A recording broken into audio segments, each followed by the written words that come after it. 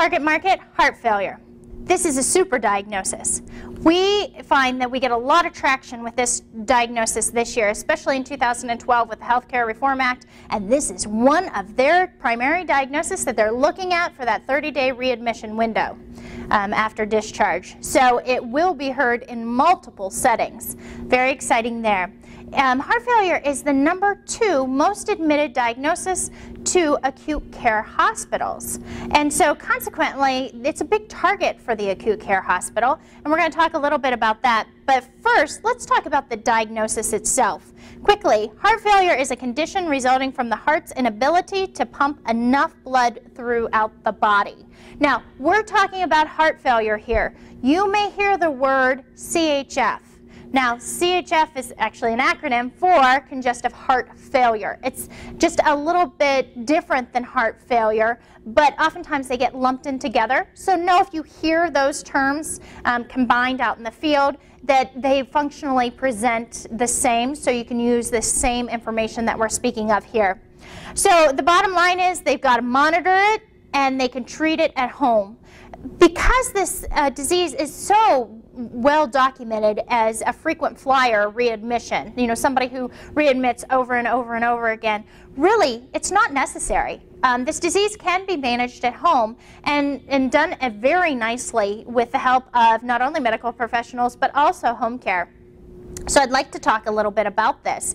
I know that BrightStar is working on clinical pathways and how you can really highlight what you're doing from a care perspective to help reduce those hospital readmissions and help the patient or client adhere to the care plan that is devised by their medical professionals. So quick like a bunny, let's take a look at nursing. Again, here's our favorite, right? Medication education, disease process education, and recognition of signs and symptoms. Now, the recognition of signs and symptoms is something that's really crucial here, because I believe that with the help of education, with the help of the patient, client, the caregiver, aide, and nurses can really kind of cut short an exacerbation. Meaning, here's a great example. Oftentimes, we tell the patient, if there's 2 or more pounds of weight gain a day or 5 pounds in a week, hey, you're headed for trouble. Something's going on here. We need to take inventory. What have you eaten? Perhaps you ate something that's a high sodium laden, and so consequently, you are having weight gain in the form of fluid retention. Our nurses, aides, and caregivers can really cue the patient or client as to what to do next. How do we head off these signs and symptoms? Do we have them take a diuretic? Depending on if the medical professionals have recommended that. In certain situations, our caregivers and aides can remind the patient or client to take their pill form of diuretics. We know that exercise can sometimes help move fluid. The muscles act as pumps and therefore can bring that fluid from the extremities back into the trunk, and they can excrete it out. So there's lots of things that our caregivers, nurses, and aides can really cue in on for the patient or client to help head off that exacerbation at the pass and therefore not need to go into the hospital for readmission. Most of the time when I talk to the ER staff and the CHF floor, the case managers, you know, they get really frustrated because these patients will do something like, you know, eat pickles or eat ham, something high sodium, and it'll bring on some weight gain in the form of fluid retention, and you know, at some point they're not paying attention to it until it impacts their breathing, and it kind of puts pressure on their lungs, and so therefore they're short of breath and they feel like they can't catch their breath.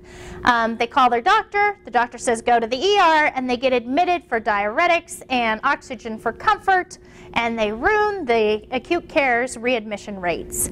All of this could have been easily prevented by either an appropriate diet or recognizing ahead of time, before it got to the level of kind of impacting their breathing, that they needed to do something about their weight gain or fluid retention. Your caregivers are ultimately one of the key ingredients to keeping these folks managing their disease process at home. And so you talk about on the aide caregiver level, ADLs. Oftentimes these folks are bigger, a little bit overweight, they may not be able to self-bathe or self-dress. Consequently, your caregivers can be responsible for helping them do that. Again, meal prep, preparing a low-sodium diet. Again, if the meals are prepared, oftentimes people will eat them and eat appropriately versus kind of picking whatever is available out of their cupboard. Motivational exercise. You heard me talk about how exercise can impact a patient's fluid retention. And so consequently, if we can get into an exercise program, even if it's just to walk to the mailbox, we can get some of that fluid and moving inside their body and excrete it. Transportation, you know, if they're unable to drive due to physical limitations, certainly our caregivers can do that. And home safety and supervision with fall risk identification and reduction. Now again, CHF, it could be simply that the fluid retention is limiting their mobility and their balance function. And so consequently, we may need our caregivers to help them be part of getting around or functionally moving around in their homes safely. All right, let's look at the major benefits at the bottom of the page. This is the bite-sized soundbite for what we can do for home care for these patients. I would like to draw your attention to number 2, reducing the need for ER or urgent visits. This is really speaking to that readmission reduction program that we're really focusing on in 2012. Remind yourself that this is a diagnosis. This is one of the 3 big diagnoses that they're looking at for that readmission rate. So there's all kinds of task force at the acute care facility level, the rehab level, of how do we address heart failure patients. And so consequently, you know, our job is to take these sound bites and utilize them when you are speaking with your medical referral sources in a selling situation so that they can understand some of the benefits. On the back of your quick reference guide, you'll see here some trigger questions for home care. Number 1 is my favorite. Will you share with me your action plan for reducing the number of hospital readmissions for heart failure patients? This is what we want to talk about. This is going to get you the most airtime, the longest, because everybody wants to talk about what are they doing, what is their plan, how are they going to help these folks stay out of the hospital. And so consequently, this is a great question to ask, open-ended, gets a lot of information, use that information to best position you. Over on the right-hand side, you'll see some common objections. You know, the average length of stay for a patient may be 2.3 days.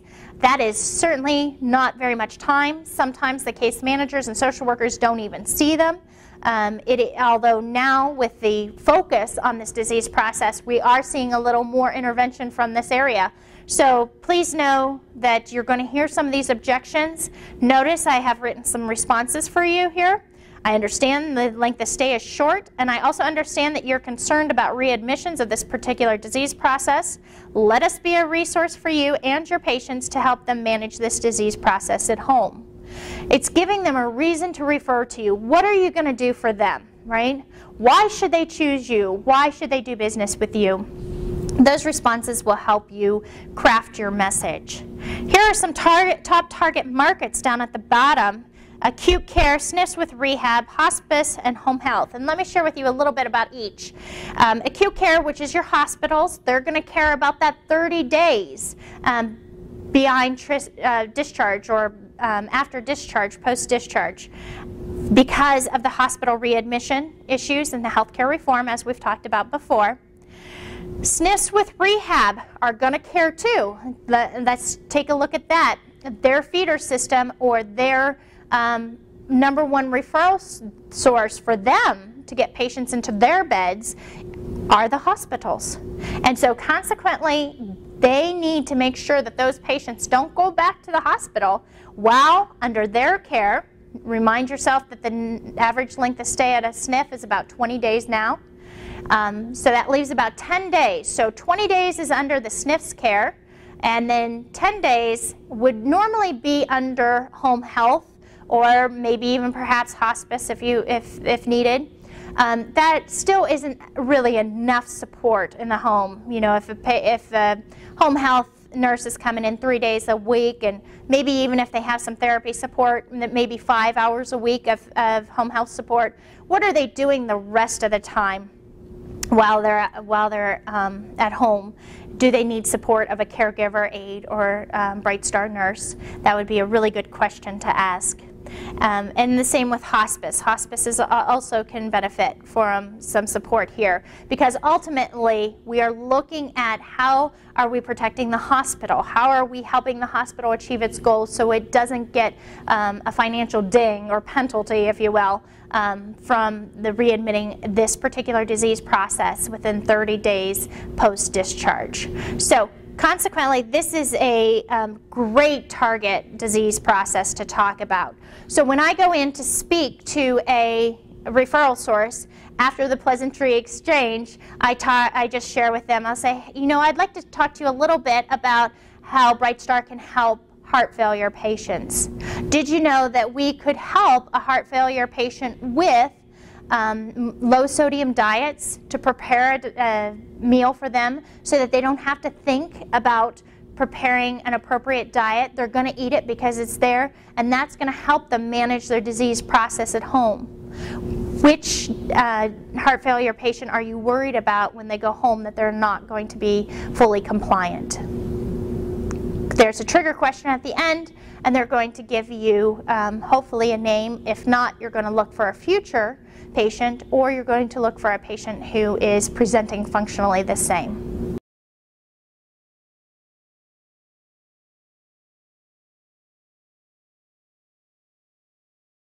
Hi Sharon, nice to see you again. How are you? I'm good. How are you doing? It's been a week. Can you believe it? I know. Time flies when you're having fun, as they say. That's right. So I ran into Cheryl out in the hall, who said that you just went to a concert. Where did you go? Oh, I did. They just know all about me, don't they? I went to it's gossip. I know. I went to a Tony Bennett concert. I'm a huge fan. It was a blast. Oh, fantastic. That's awesome. Yeah. I love him. Oh, good, good. We should share CDs sometime. Oh, yeah. Did you get a T-shirt? I did not. Oh, no. Well, good. Well, thanks for meeting with me today. My pleasure. You know, we've been working really hard on this hospital readmission stuff. I'm sure you're right there, right? Who isn't? And educating ourselves. I've been to a number of seminars on it, and I was interested in learning how you guys are preparing for this. What is your action plan for the hospital readmission reduction? Yeah, you know, honestly, good question. I don't think we know what our plan is, and please don't tell my chief nursing officer that I said that. But everyone under the sun is approaching us about helping us with readmissions, and frankly, we know we better do something, but we're just not sure. I think just for me, my everyday, day in and day out role, they're looking at the patients that I'm involved with and tracking my performance around, are they coming back or not? And, I'm not sure what I can necessarily even do. I mean, we do our best. We make referrals. We give choices to people. But at the end of the day, it's all up to them, right? If they do things at home that they shouldn't be doing, they may end up coming back. So, but yes, hospital readmissions is on everyone's list right now. For sure. So, and I can appreciate that, because one of the things that I've heard over and over again is, oh my gosh, how do we control somebody's behavior when they go home? Right. And why are we being penalized for that? We feel that way a little bit, to be honest with you. For sure. So, one of the things that we're trying to do to help you, obviously, and help the patients at home is how can we provide and partner with you, provide some type of seamless transition home, learn what you guys want. What are you looking at? What are your key indicators? What are some of the things that you want to do and have tracked for your patients, such as daily weight checks or vital signs, those types of things, so we can head off an exacerbation at the pass before it becomes an urgent need and an ER visit. Right. So, is there an opportunity, or have you even created a list of criteria for when people go home? What are they supposed to be monitoring? Almost like a pathway home. Sure. I think the biggest or the best example would be folks with heart failure. That's probably our biggest ticket item in terms of the folks that are these frequent flyers. And We do our best. Of course, we give them boatloads of patient education materials. We talk to them about daily weights. They're sometimes followed for a short time by Medicare Home Health, but not terribly long, really. But they struggle with that. So our goals around that, of course, are weight monitoring. That's big. Diet, adherence to a low sodium diet. Sometimes fluid restrictions, but honestly, the big ticket item for them is the weight monitoring. Sure. So we have goals around that we give them patient education materials. Frankly, we were intrigued. We heard about one hospital that was even sending them home with a scale.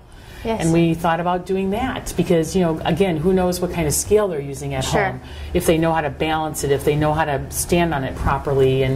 But yeah, they're a big focus for us, our heart failure patients, and within the context of their heart failure, their weight management is a huge factor.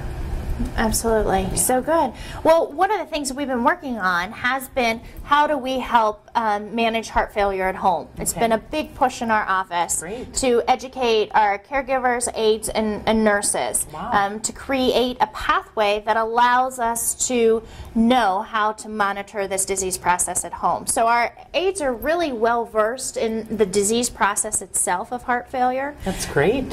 In addition, then we've given them the tools such as what you just indicated, tracking, monitoring, and documenting weight, for example. Wonderful. And if they see something, 2 or more pounds of weight gain in a day, or maybe 5 pounds of weight gain in a week, they're contacting the medical professional, whoever that is on the case. So in addition to our own RN who's supervising every case, excellent, and every heart failure patient, we're also contacting their physician or a nurse with the home health to let them know kind of where we're at, and then they can lead us down the path of what's the next appropriate step to take. Is it diuretics that they already have at home to remind them to do that? But we also find, in addition to monitoring, because I think that the monitoring and the weight is kind of like Weight Watchers. It kind of keeps them honest. Right. With our aides and caregivers. I also wanted to bring your attention to the meal prep. It's one of those challenges. They eat a bag of potato chips or pickles or ham, and they blow up like a balloon. Yes. And so one of the things that we have done a really great job of is educating our caregivers and aides on how to appropriately prepare a low-sodium diet. You know what? I think that's huge. We had a situation in which we had a private duty home care company taking care of one of our clients, one of our patients, that we found out when they came back into the hospital that this private duty caregiver was pretty much letting them eat whatever they want. Now, everyone, of course, we want them to enjoy their life, and they have, free will to do what they choose. But, the fact that this caregiver, we understood, was making them meals that were just filled with sodium, we just couldn't understand it. So the fact that you're telling me that your caregivers are specially trained really is amazing, Melanie. I mean, I haven't heard this from anyone else. I mean, that's really remarkable. Well, great. I'm glad you like it. Yeah. We were working hard to partner, and we really want to position ourselves as a preferred provider and partner for you and your patients, so that we can provide that seamless transition from the hospital to home, and then hopefully help reduce the readmission rate of those same heart failure patients. Well, you certainly sound really well informed, and if I'm assuming that you've been trained on this as well, and if your caregivers are also well informed, that makes a big difference to us. It really does. We have goals. We're held to very high standards. We're Joint Commission accredited. We did you know we are too? I did not. Yes. Private duty home care is Joint Commission accredited? Yes, we hold ourselves to a higher standard than just the other vanilla home cares in our area. That's remarkable. Wow. How did you get through that? That's pretty tough. Yeah, it's pretty tough, but we did it. That's great. Congratulations. Oh, thank you. I'm impressed. We're very excited and proud. I'm impressed. Well, we should definitely talk more about this, because I'm hearing a very different story than I've really ever heard before from private duty home care. So that's great. Fantastic. Which heart failure frequent flyer that you have right now, can you think of a patient who would benefit from? Gosh, I can think of quite a few, actually. It's so commonly diagnosed, and it's a very common reason for admission to the hospital. So there's probably, certainly at least 2 or 3 folks right on the top of my head that I know that are going to go home and have some challenges. The patients that you're thinking of, may I gain their information or meet them in their rooms? No, I'm not allowed to do that. We have pretty strict controls around that. So I can, we do give them information about, home care resources. We don't make specific recommendations. We're not allowed to do that, of course. But, certainly I can include your information on my list of, suggestions. So if you have something, you can give me to share with them, I'd be happy to do that. You would, of course, be one of several. But I think, what you've told me, I'm hoping your brochures emphasize, because it's it's really very different than what I'm hearing. And since it is so different, you may want to take this brochure. Would you be willing, my name and numbers on the back, if you would be open to sharing with them that we do have a different program, that it's not just, bathing, dressing, and grooming, that it goes beyond specifically to helping manage that heart failure disease at home. I think in general terms, I can guide them about what questions to ask, right? So I'm okay doing that, but again, I have to be very sensitive to giving undue, credit to someone, or giving someone a leg up on the recommendation list. But I can encourage them, and I really do that, to be mindful when they select the agency, to look at the qualifications of the providers, and the fact that you're Joint Commission accredited, and of course you have this special program, would make a big difference. And part of my role in many ways is to educate them how to make a better choice. And so some guidance around making those better choices would be absolutely okay for me to do, without directly suggesting you. Okay, so I really look forward to receiving a call from some of those folks that you have on your discharge plan for this week, or discharge service for this week. I'll follow up with you next week, and maybe you can share with me your experience around those, and I'll let you know if anyone has called, and we can discuss it then. You know what I'm thinking? It would be worth you doing some sort of presentation about your program. And I'm thinking the other discharge planners I work with may be very interested to know something that you're doing that honestly I haven't heard from anyone else. We're having a staff meeting the week after next, and we sometimes have different folks come in and speak to us to tell us about their service platform. And because you're telling me something totally new, would you be interested in doing that? We would love to do that. Great. Yeah, fantastic. How many discharge planners usually attend? Well, we have anywhere from 6 to 12, depending on who's available that day. We often have a lunch. Usually the guest speaker sponsors that. I don't know how you feel about that. But yeah, I think they would love to hear about this, because really it's something new. Fantastic.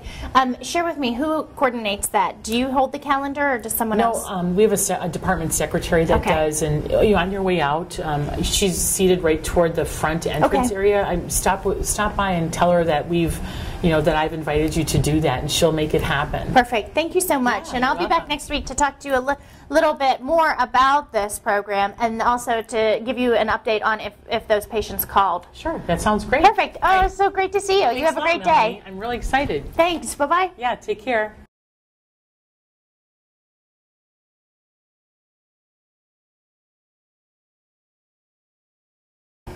Thanks for joining me on the role play reflection for heart failure, and in this case we were calling on an acute care setting.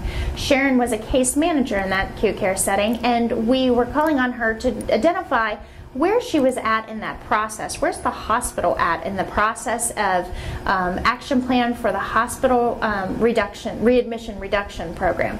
So as you know, in 2012, everybody's big buzzword is talking about reducing hospital readmissions for the top 3 diagnoses, heart failure being one of those diagnoses. So it is definitely a hot button at the hospital, and we're seeing at the hospital everything from we don't have a plan to we have a very detailed plan, and it includes this pathway, and these are the steps we're taking. So the first step in your sales process is to identify where are they at. Where is this particular hospital at? Are they still at the data collection stage, or are they actually at the implementation stage? You want to be part of this process. If you can get yourself on a committee, that's even better, because you will continue to develop relationships or a task force, sometimes they call them. You could represent home care as a whole, for example. I have a number of reps who are doing that right now. So what you want to do when you go into this call, and while we were targeting heart failure, we were really letting them know, hey, we're in your corner. We're here to help you. We know this is going to be a challenge for you. And we want to use our skill set and our people to help really provide a solution for you. So when I was speaking with Sharon, that's where I was going with it. And I think Bright Star is uniquely positioned because we are JCO accredited. The hospitals totally know what JCO is. In fact, many of them are JCO certified.